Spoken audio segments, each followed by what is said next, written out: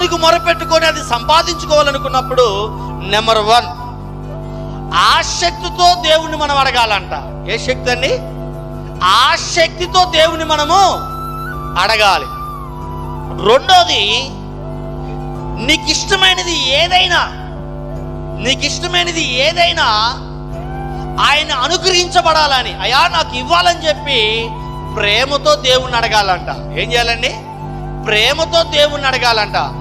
మూడోది మనం గమనించి చూసినట్లయితే ఏకీభవించి అడగాలి. అంటే ఏకీభవించి అంటే కుటుంబం కావచ్చు, ఒక సంఘం కావచ్చు, ఒక సమాజం కావచ్చు, ఎంతమంది అయినా కావచ్చు, ఇద్దరు మొదలుకొని ఎంతమంది అయినా కావచ్చు, ఏక మనసుతో మనం అడగాలంట. ఏం చేయాలని? ఏక మనసుతో మనము అడగాలంట. ఈ 3 స్వభావాలు ఎవరి దగ్గర ఉంటాయో